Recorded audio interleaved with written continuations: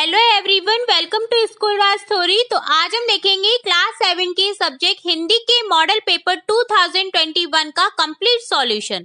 तो चलिए शुरू करते हैं इस मॉडल पेपर की सॉल्यूशन को।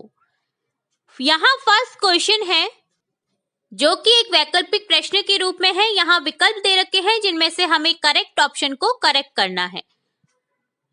तो यहाँ फर्स्ट क्वेश्चन है, छात्र का पर्यायवाची शब्द नहीं है। ऑप्शन दे रखे हैं विद्यार्थी, बटु, शिक्षक, विनायक। तो यहाँ ऑप्शन से को करेक्ट कर लीजिएगा, ये शिक्षक नहीं है, शिष्य है। तो यहाँ इसे करेक्ट कर लीजिएगा। तो यहाँ ऑप्शन ए, बे, से तीनों ही छात्र शब्द का पर्यायवाची है, जबकि जो विनायक है जो कि गणेश जी का पर्यायवाची होता है। तो यहाँ ऑप्शन दे करेक्ट हो जाएगा, विनायक छात्र का पर्यायवाची शब्द नहीं है, दे विनायक। नेक्स्ट सेकंड है, निम्नलिखित में से जातिवाचक संज्ञा है। तो यहाँ जातिवाचक संज्ञा बतानी है। ऑप्शन करेक्ट हो जाएगा बे, दास्ता। नेक्स्ट थर्ड है, राम ने श्याम से कहा तू पढ़ ले। मैं सर्वनाम शब्द है। तो यहाँ राम ने श्याम से कहा तू पढ़ ले में सर्वनाम शब्द बताना है। तो सर्वनाम शब्द कौन से होते हैं? तू, मैं, वह। तो यहाँ तू जो है सर्वनाम शब्द हो जाएगा। तो यहाँ ऑप्शन से करेक्ट हो जाएगा, तू।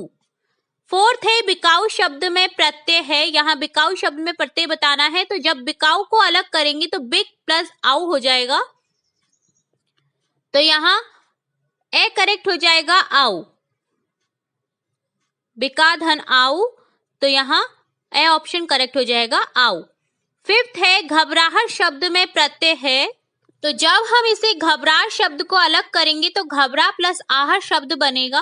तो यहाँ आहट जो है वो प्रत्यय होगा। तो यहाँ ऑप्शन बे करेक्ट हो जाएगा, आहट।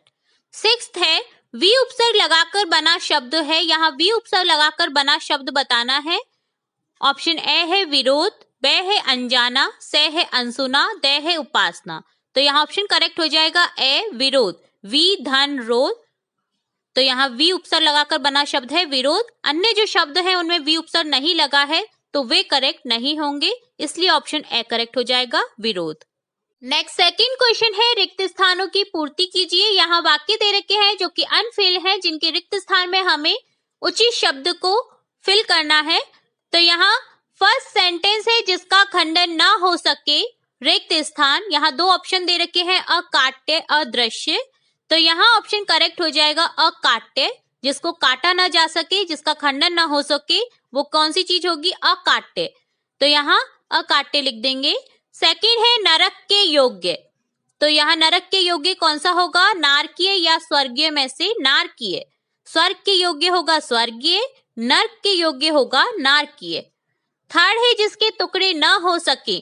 तो यहाँ होगा अखंड और अद्वितीय में से अखंड। जो खंडित ना हो सके, जिसके टुकड़े ना हो सके, वो क्या होगा? अखंड। तो यहाँ अखंड लिख देंगे। नेक्स्ट क्वेश्चन थर्ड देखेंगे। क्वेश्चन थर्ड है, निम्नलिखित प्रश्नों के उत्तर एक पंक्ति में दीजिए। यहाँ दिए गए क्वेश्चन के उत्तर एक पंक्ति में देने हैं। क्वेश्चन फर्स्ट है, हर तरह की सुख सुविधा पाकर भी पक्षी पिंजरे में बंद क्यों नहीं रहना चाहते?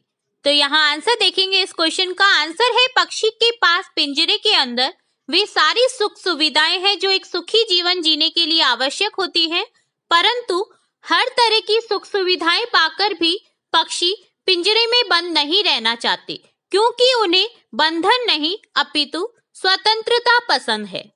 नेक्स्ट क्वेश्चन देखेंगे, काका कालेलकर ने नदियों को लोकमाता क्यों कहा है? आंसर है, नदियां युगों युगों से मानव जीवन के लिए कल्याणकारी रही हैं। ये युगों से एक माँ की तरह हमारा भरण पोषण करती हैं।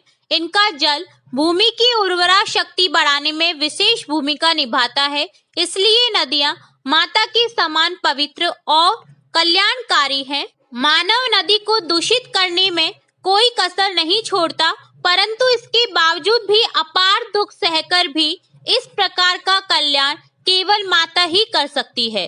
अतः काका कालेलकर ने नदियों को माँ समान विशेषताओं के कारण उन्हें लोक माता का दर्जा दिया है। नेक्स्ट क्वेश्चन थर्ड है, मिठाई वाला अलग अलग चीजें क्यों बेचता था?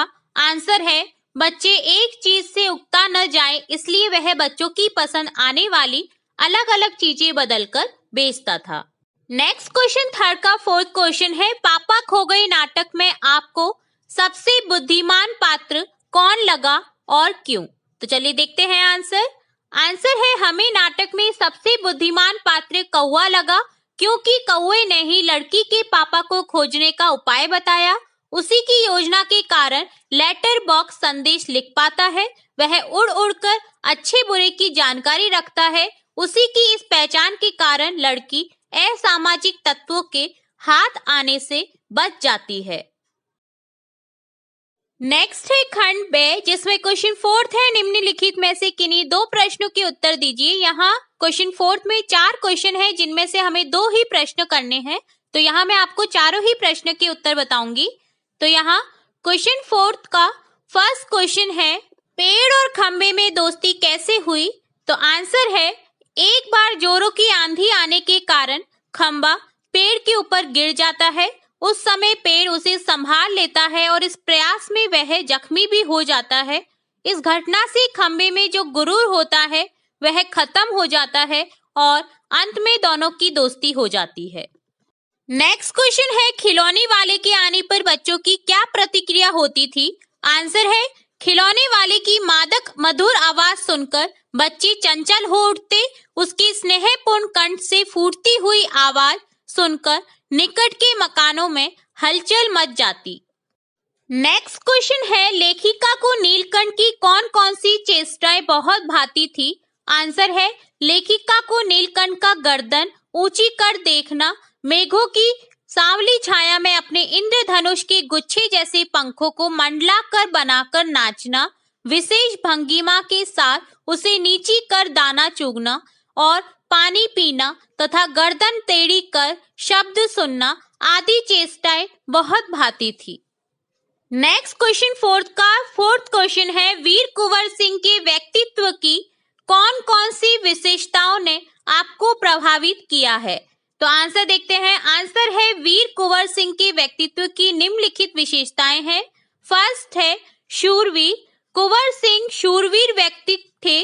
उनकी शूरवीरता ही थी कि उनकी वृद्ध होने पर भी आरा क्रांति का महत्वपूर्ण केंद्र था। सेकंड है साहसी।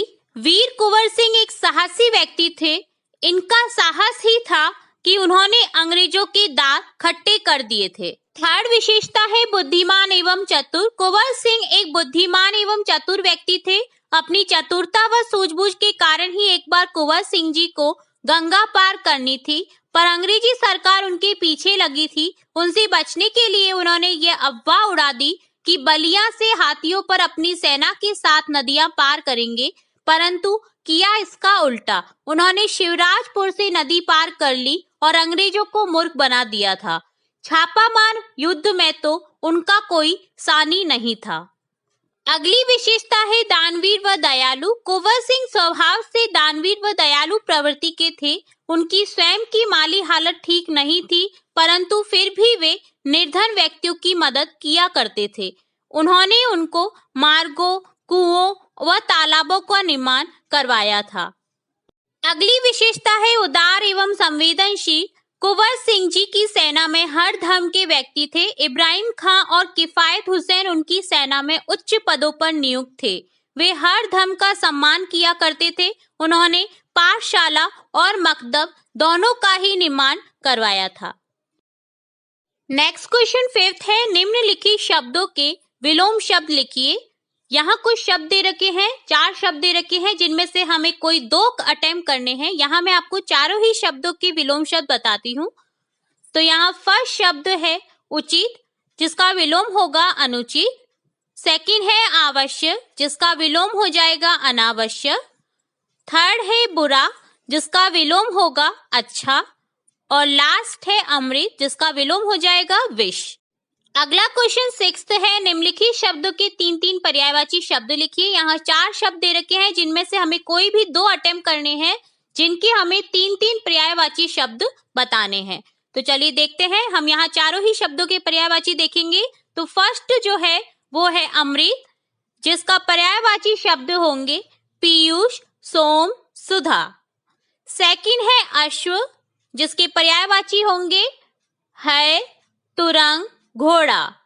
थर्ड है असुर, जिसके पर्यायवाची शब्द होंगे राक्षस, दैत्य, दानव। फोर्थ है ईश्वर, जिसके पर्यायवाची शब्द होंगे प्रभु, परमात्मा, भगवान, जगदीश। चलिए नेक्स्ट क्वेश्चन देखेंगे। नेक्स्ट क्वेश्चन नंबर 7 है, निम्नलिखित शब्दों के शुद्ध रूप लिखिए। यहाँ 4 शब्द दे रखे हैं जो कि अशुद्ध लिखे हुए हैं, जिनमें से हमें कोई भी 2 शुद्ध करके लिखने हैं। यहाँ मैं आपको चारों ही शब्दों के शुद्ध रूप बता रही हूँ। तो चलिए देखते हैं। फर्स्ट है जो कि दे रखा है ईश्वर, तो यहाँ इसे शुद्ध करके लिखेंगे ईश्वर। सेकंड है मंत्री, तो यहाँ मंत्री में त्री में छोटी ई की मात्रा है, जबकि हमें बड़ी ई की मात्रा लगानी है यहाँ, तो यहाँ मंत्री लिख देंगे। थर्ड है तैयार, तो यहाँ यह दे रखा है जो कि गलत है, जैसे शुद्ध करके लिखेंगे तैयार। फोर्थ है स्वास्थ्य, जिसमें हमें से को पूरा करके बता रखा है, जबकि यहाँ से आधा होगा, स्वास्थ्य। नेक्स्ट पार्ट खंड से है इस प्रश्न पत्र का, जिसमें क्वेश्चन 8 है, निम्नलिखित में से किन्हीं 3 प्रश्नों के उत्तर दीजिए। प्रत्येक प्रश्न 3 अंक का होगा। तो यहाँ 6 प्रश्न दे रखे हैं, जिनमें से हमें 3 को अटेम्प्ट करना है। तो यहाँ मैं आपको 6 प्रश्नों के उत्तर बताऊंगी। तो चलिए देखते हैं क्वेश्चन नंबर 8 का फर्स्ट क्वेश्चन, जो है निम्नलिखित पंक्ति का भाव स्पष्ट कीजिए। सावधान, मेरी वीणा में चिंगारियां आन बैठी हैं। यहाँ एक पंक्ति दे रखी है, जिसका हमें भाव स्पष्ट करके इसकी व्याख्या करके बताना है। तो चलिए देखते हैं आंसर। आंसर है, कवि कहता है कि परिवर्तन की कामना रखने वाले युवाओं, सावधान हो जाओ। जिस वीणा की सुरीली तान सुनकर तुम समाज में विकास लाना चाहते हो, अब उस वीणा में सुरीली तान नहीं, बल्कि उसमें चिंगारियां भर गई है, अर्थात समाज में असंतोष का भाव भर गया है। इसलिए वीणा में मधुर स्वर उत्पन्न करने वाला मिजराब टूट गया है। इस वीणा को बजाते बजाते मेरी अंगुलियां ऐंठ गई हैं, अर्थात बदलाव हेतु संघर्ष करते करते कवि थक सा गया है। चलिए नेक्स्ट क्वेश्चन देखेंगे। नेक्स्ट क्वेश्चन सेकंड है, पाठ के किन प्रसंगों से पता चलता है कि कुंवर सिंह साहसी, उदार एवं स्वाभिमानी व्यक्ति थे। आंसर है, निम्नलिखित प्रसंगों से हमें कुंवर सिंह के साहसी, उदार एवं स्वाभिमानी व्यक्ति होने का पता चलता है।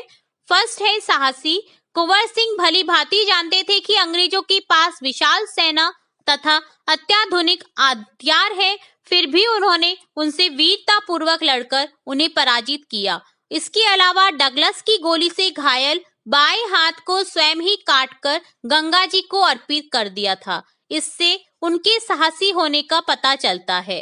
सेकंड है उदार, कुंवर सिंह स्वभाव से ही उदार थे। अपनी इसी विशेषता के कारण उन्होंने तालाबों, पाठशालाओं, कुओं आदि का निर्माण कराया। थर्ड है स्वाभिमानी, कुंवर सिंह सच्चे देशभक्त और स्वाभिमानी व्यक्ति थे, इसलिए वे जब तक जीवित रहे देश की आजादी के लिए अंग्रेजों से जूझते रहे। उन्होंने स्वाभिमान के साथ अपना जीवन बिताया तथा दूसरों को भी स्वाभिमान के साथ रहना सिखाया। नेक्स्ट क्वेश्चन है, बसंत ऋतु में नीलकंठ के लिए जाली घर में बंद रहना असहनीय क्यों हो जाता था? आंसर देखेंगे। आंसर है, नीलकंठ को फलों की वृक्षों की अपेक्षा पुष्पित और पल्लवित वृक्ष ज्यादा अच्छे लगते थे। बसंत ऋतु में जब आम के वृक्षों पर सुनहरी मंजरियां लट जाती थी और अशोक वृक्ष लाल रंग वाले फूलों से भर उठता था, तब नीलकंठ के लिए जाली घर में रहना मुश्किल हो जाता था। इसलिए वह बार बार जाली घर से बाहर निकलने का प्रयत्न करता था और लेखिका उसे बाहर छोड़ देती थी। नेक्स्ट क्वेश्चन फोर्थ है, घमंडी की आंख से तिनका निकालने के लिए उसके आसपास लोगों ने क्या किया?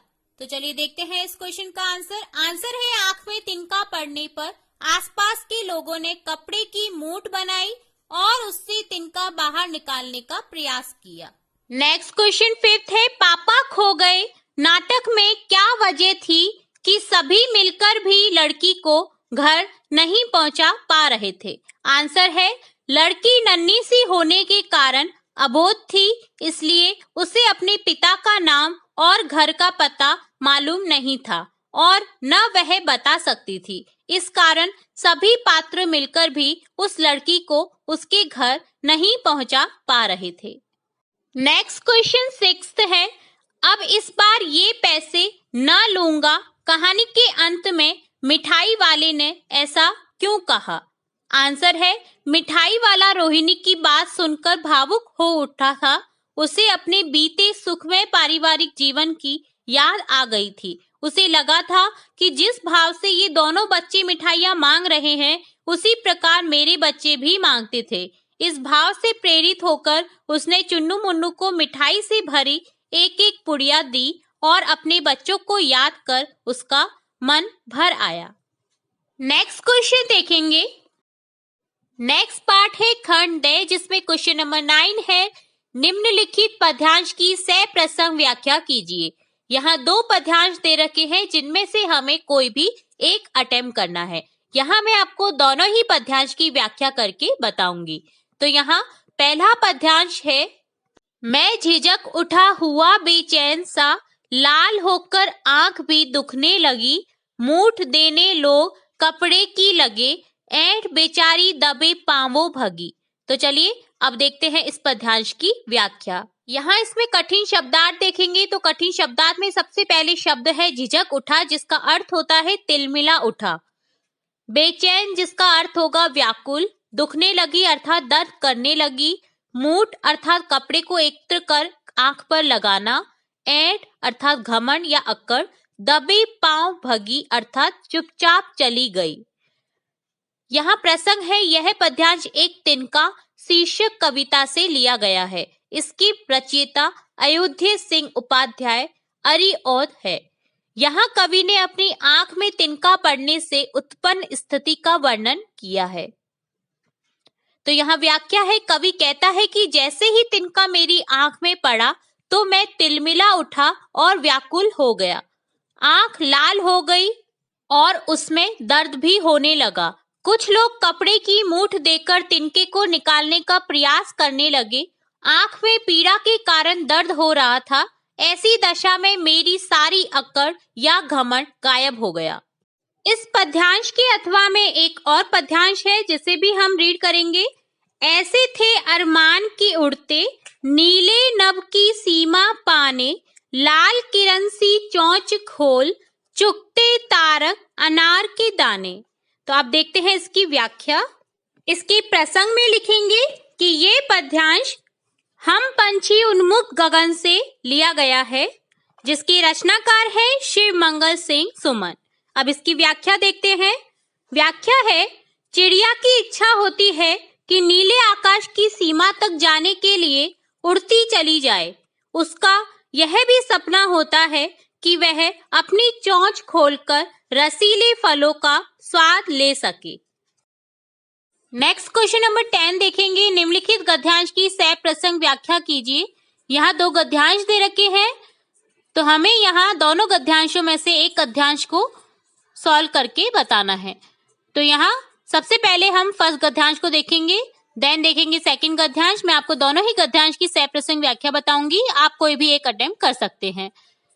सबसे पहले देखेंगे, सिंधु और ब्रह्मपुत्र ये 2 ऐसे नाम हैं जिनके सुनते ही रावी, सतलुज, व्यास, चिनाब, झेलम, काबुल, कपिशा, गंगा, यमुना, सरयू, गंडक, कोसी आदि हिमालय की छोटी बड़ी सभी बेटियां आंखों के सामने नाचने लगती हैं। वास्तव में सिंधु और ब्रह्मपुत्र स्वयं कुछ नहीं है। इस गद्यांश के सह प्रसंग में लिखेंगे कि यह गद्यांश हिमालय की बेटियां पाठ से लिया गया है। अब देखेंगे इसकी व्याख्या। सिंधु और ब्रह्मपुत्र के बीच रावी, सतलज, चेनाब, झेलम, गंगा, यमुना, गंडक आदि कई छोटी बड़ी नदियां हैं जो हिमालय की ही बेटियां हैं।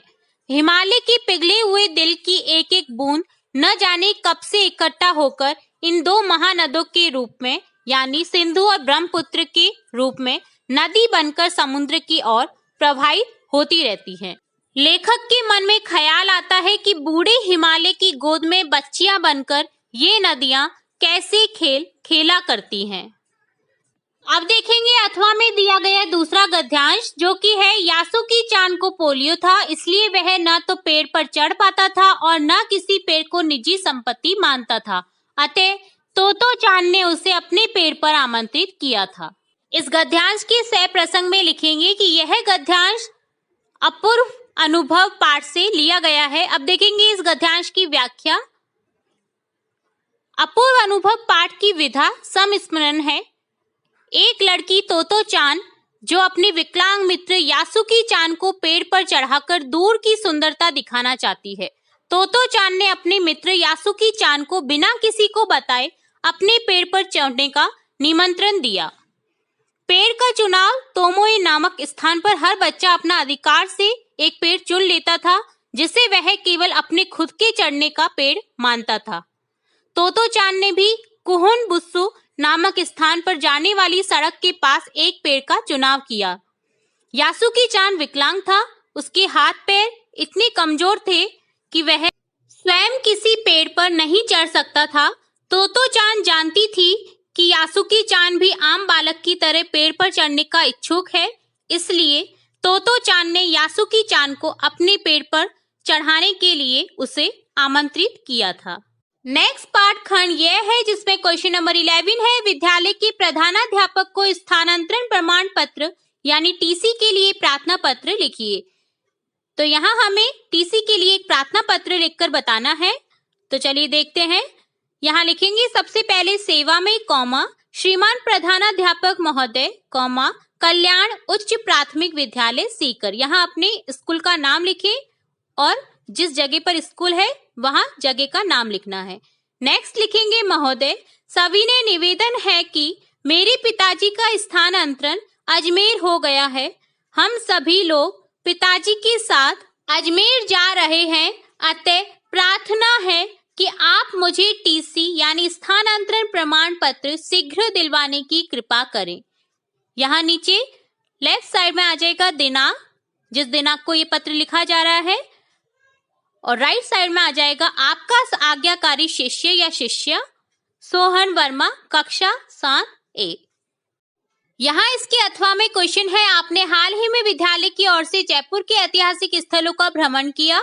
अपने मित्र को पत्र लिखकर भ्रमण के अनुभव को साझा कीजिए।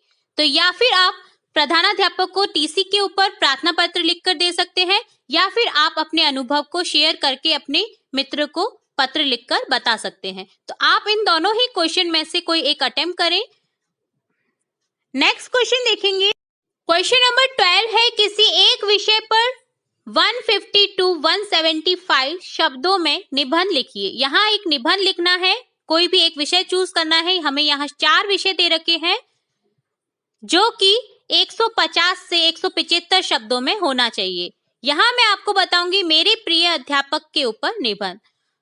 सबसे पहले लिखेंगे यहाँ प्रस्तावना। शिक्षा शिक्षकों के द्वारा दी जाती है, वे ही हमारे भावी जीवन का निर्माण कर हमें सुनागरिक बनाते हैं।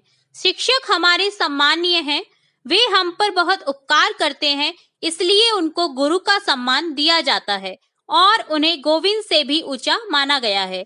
गुरु गोविंद दो खड़े काके लागू पाए, बलिहारू गुरु आपने गोविंद दियो मिलाए।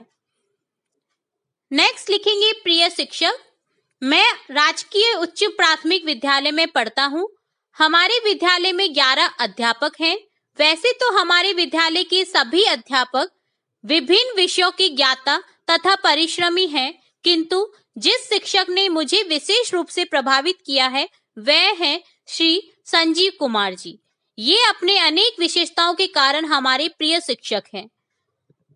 नेक्स्ट लिखेंगे मेरे प्रिय शिक्षक की विशेषताएं। मेरे प्रिय शिक्षक मेरे विषयाध्यापक के साथ साथ कक्षाध्यापक भी हैं। वे हमारी कक्षा को हिंदी विषय पढ़ाते हैं। वे एक योग्य और अनुभवी शिक्षक हैं। वे कठिन से कठिन पाठ को भी रुचिकर बनाकर पढ़ाते हैं। उनके पढ़ाने का ढंग इतना सरल और रोचक है कि पूरी कक्षा अनुशासित और प्रसन्न चित्त होकर पढ़ती है। केवल पढ़ाने में ही नहीं अपितु अन्य व्यक्तिगत गुणों के कारण भी वह मेरे प्रिय शिक्षक हैं। वे सादा जीवन उच्च विचार के पोषक हैं। विद्यालय और कक्षा में नियमित रूप से समय पर आना, शिक्षार्थियों के साथ पुत्रवत स्नेह करना, ईमानदारी और परिश्रम के साथ पढ़ाना, गरीब छात्रों की सहायता करना, हमेशा सत्य बोलना, दूसरों के साथ मधुर व्यवहार करना आदि ऐसे अनेक गुण हैं जो हमें प्रभावित करते हैं। वे पढ़ाने के अलावा विद्यालय के अन्य सह शैक्षिक कार्यक्रमों में भी अपना उत्तरदायित्व आगे बढ़कर हमेशा निभाते हैं। और लास्ट में लिखेंगे उपन्यास, जिसमें लिखेंगे मेरे प्रिय शिक्षक योग्य, परिश्रमी, स्नेही, कर्मठ, ईमानदार, अनुशासन प्रिय एवं व्यवहार कुशल हैं। पूरा विद्यालय ही नहीं बल्कि पूरा कस्बा उन्हें सम्मान की दृष्टि से देखता है। मेरी आकांक्षा है कि वे हमें अगली कक्षा में भी पढ़ाएं और अपने आदर्श गुणों के कारण हमारे प्रिय शिक्षक बने रहें। तो ये था कक्षा 7 के विषय हिंदी के मॉडल पेपर 2021 का कंप्लीट सॉल्यूशन। अगर आपको फिर भी किसी क्वेश्चन में कोई क्वेरी हो, यदि कोई क्वेश्चन में आपको डाउट हो, तो आप कमेंट बॉक्स में कमेंट करके पूछ सकते हैं। तो इसी तरह हमारे स्कूल राज चैनल के साथ जुड़े रहें, अपना प्यार बनाते रहें और देखते रहें हमारे नए नए इंपॉर्टेंट आपकी क्लासेस से रिलेटेड वीडियोस। वीडियो को पूरा देखने के लिए धन्यवाद।